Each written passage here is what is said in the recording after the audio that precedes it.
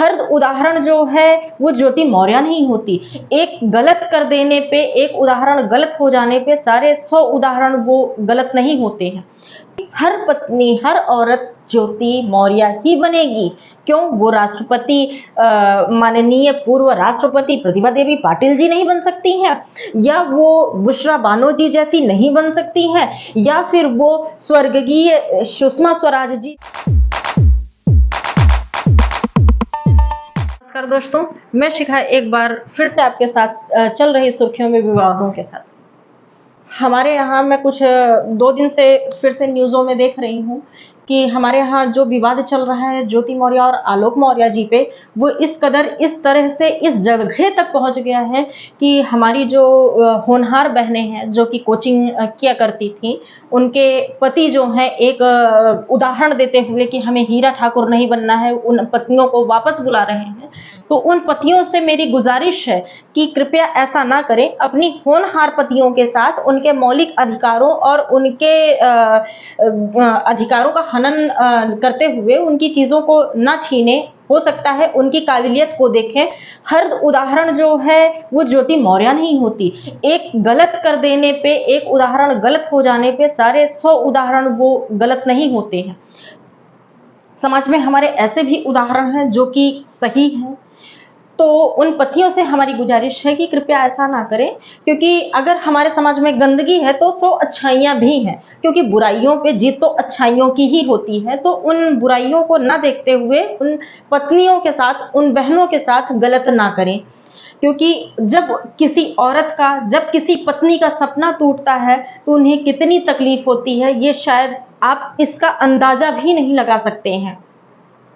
तो कृपया आप ऐसा मत कीजिए, उनके अधिकारों को उनसे ना छीनिए, उनके सपनों को उड़ान भरने से मत रोकिए। और दूसरी चीज़ कि हम उदाहरण तो ये दे रहे हैं कि ज्योति मौर्य नहीं बनाना, बेटी बचाओ बेटी पढ़ाओ, लेकिन पत्नी नहीं पढ़ाओ। पत्नी पढ़ाने का उदाहरण जो इस समय हमारे समाज में फैल रहा है, ये कितना सही है। तो मैं आपसे कहना चाहूँगी कि सिर्फ ज्योति मौर्य एक केस हो जाने से हम अपनी पत्नियों को जो है वो कस के रखेंगे, या फिर अपनी पत्नियों के उन अधिकारों से उन्हें वंचित करेंगे जिन विषयों पे उनका कोई दोष भी ना हो। तो ऐसा नहीं है। अगर हम एक बुराई का उदाहरण देते हैं ज्योति मौर्य, तो 100 अच्छाई हैं, जिसमें कि एक डॉक्टर बुशरा बानो जी हैं जो कि वो भी एसडीएम पद पर ही पोस्टेड हैं। हम उनका उदाहरण क्यों नहीं लेते हैं? हमने पूर्व राष्ट्रपति जी का उदाहरण क्यों नहीं लिया, प्रतिभा देवी पाटिल जी का? क्यों? उनमें भी बुराइयां हैं। तो हम अपनी पत्नियों को या अपनी बहनों को ये क्यों कहें कि हर पत्नी, हर औरत ज्योति मौर्य ही बनेगी?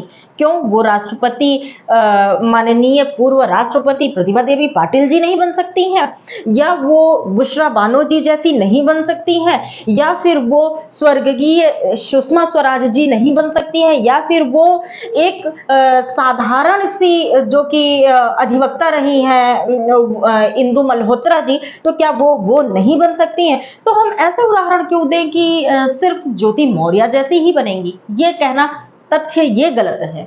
तो ये कहना उचित नहीं है कि हम उनकी पढ़ाई इस वजह से, इस संदर्भ में रोक रहे हैं कि वो ज्योति मौर्य जैसी ही बनेंगी। तो ऐसा नहीं है। कृपया मेरी गुजारिश उन भाइयों से है कि अपनी पत्नियों का सहयोग करें, उनके कदम से कदम मिलाएं और उनके सपनों को साकार करने में उनका सहयोग करें, और भरसक प्रयास करें कि जो भी कठिनाइयां उनके रास्तों में आ रही हैं उनको आप देखिए, सक्षम है तो उन्हें सॉल्व कीजिए और उनके साथ अपने सहयोग और अपने विश्वास को कायम रखिए।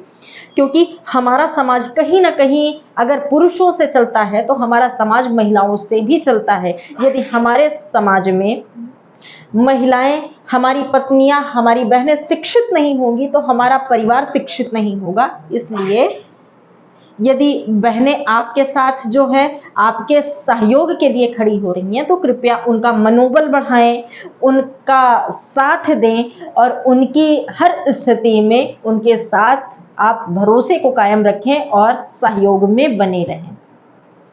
आपसे यही कहना चाहूंगी और इन्हीं शब्दों के साथ अब विराम लेती हूँ। नमस्कार।